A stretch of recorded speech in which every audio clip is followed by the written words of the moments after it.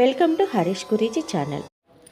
ఈ పండుగ కేవలం తెలుగు రాష్ట్రాల్లోనే కాదు, మన దేశంలోనే ఎక్కువ మంది జరుపుకునే పండుగల్లో ఒకటి. పవిత్రతకు, విజయానికి మారుపేరు.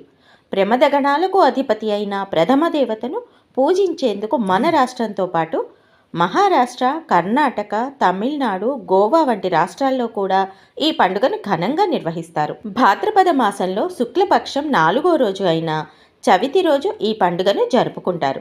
దేని గురించి చెప్తున్నాను అనుకుంటున్నారా?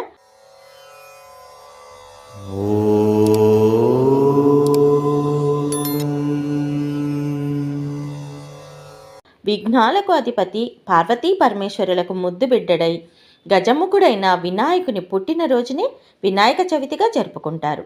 దీనిని గణేష్ చతుర్థిగా కూడా పిలిచే ఈ పండుగ వినాయకుడిని భక్తితో పూజించే రోజు ఇది. పూర్వం గజరూపం కల రాక్షసుడొకడు పరమశివుని కొరకు ఘోరమైన తపస్సు చేశాడు. అతని తపస్సుకు మెచ్చి భక్తసులభుడైన పరమేశ్వరుడు ప్రత్యక్షమై వరము కోరుకొమ్మనగా అంత ఆ గజాసురుడు, నీవు ఎల్లప్పుడూ నా ఉదరము నందే నివసించాలి అని కోరాడు. శివుడు అతని కోరికను మన్నించి గజాసురుని కడుపులో ప్రవేశించి అచ్చటయే ఉండెను. ఆ విషయం తెలిసి పార్వతీదేవి దిగులు చెంది శ్రీ మహావిష్ణువుని ప్రార్థించెను. మీరే ఏదైనా ఉపాయంతో మహాశివుని కాపాడవలసింది అని వేడుకుంది. శ్రీహరి ఆమెకు ధైర్యం చెప్పెను. బ్రహ్మాది దేవతలను వివిధ వాయిద్యకారులుగా నందీశ్వరుని గంగిరెద్దుగా మార్చి గజాసురుని పురములో సన్నాయి వాయిస్తూ నందిని ఆడించారు. అంత గజాసురుడు సంతోషించి ఏదైనా కోరుకొమ్మనెను. అంతట శ్రీహరి ఇచ్చిన మాట తప్పరాదు అని అనగా గజాసురుడు శివుని మీద ఆనవేశెను. ఇది శివుని వాహనమైన నందీశ్వరుడు శివుని వెతుక్కుంటూ వచ్చింది కాబట్టి నీ దగ్గర ఉన్న శివుడిని ఇచ్చెయ్యి అని అడిగాడు. ఆ వచ్చినది ఎవరో గ్రహించి తనకిక మరణం తథ్యమని తలంచి శివునితో నా శిరస్సును లోకమంతా ఆరాధించబడేటట్లుగా అనుగ్రహించి నా చర్మం నీ వస్త్రంగా ధరించమని వేడుకున్నాడు. తరువాత విష్ణుమూర్తి నందికి సైగ చేయగా నంది తన కొమ్ములతో గజాసురుని చీల్చి చంపాడు. బయటకు వచ్చిన శివుడు శ్రీహరిని స్తుతించాడు. కైలాసంలో పార్వతీదేవి శివుని రాక గురించి విని సంతోషించి నలుగుతో ఒక బాలుని రూపాన్ని తయారు చేసి ప్రాణం పోసి ద్వారం వద్ద కాపలాగా ఉంచి తను చెప్పే వరకు ఎవరినీ రానివ్వవద్దని చెప్పింది. బాలుడు సాక్షాత్తు పరమేశ్వరునే ఎదుర్కొన్నాడు. కోపం వచ్చిన పరమశివుడు అతని శిరచ్ఛేదం గావించినాడు. అంతట పార్వతీదేవి శివుడు చేసిన పని విని ఎంతో దుఃఖించగా శివుడు కూడా చింతించి గజాసురుని శిరస్సును అతికించి ఆ బాలుని బ్రతికించాడు. అందువల్ల గజాననుడయ్యాడు. అతని వాహనం అనింద్యుడనే ఎలుక. కొన్ని రోజుల తర్వాత దేవతలంతా పరమేశ్వరుడి వద్దకు వెళ్ళి తమకు విఘ్నం రాకుండా ఉండేందుకు కొలవడానికి ఓ దేవుడిని ప్రసాదించమని కోరగా ఆ పదవికి గజాననుడు, కుమారస్వామి ఇద్దరూ పోటీపడ్డారు. ముల్లోకాల్లోని పుణ్య నదులన్నింటిలో స్నానం చేసి తిరిగి మొదట వచ్చిన వారే ఈ పదవికి అర్హులు అని చెప్పగా వెంటనే కుమారస్వామి నెమలి వాహనం ఎక్కి వెళ్ళిపోయాడు.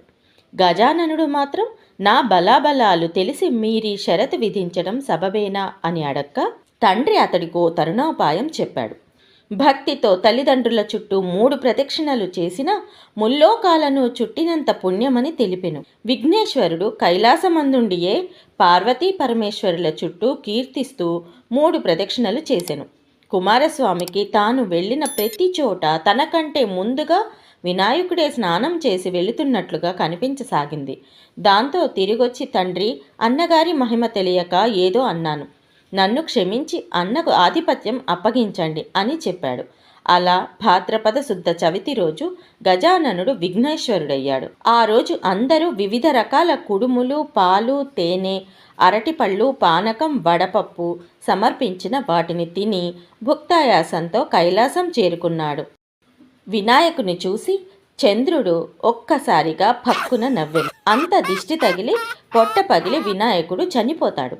దీంతో పార్వతీదేవి ఆగ్రహించి ఆ రోజు చంద్రుడిని చూసిన వాళ్ళందరూ నీలాపనిందలకు గురవుతారని శాపమిస్తుంది.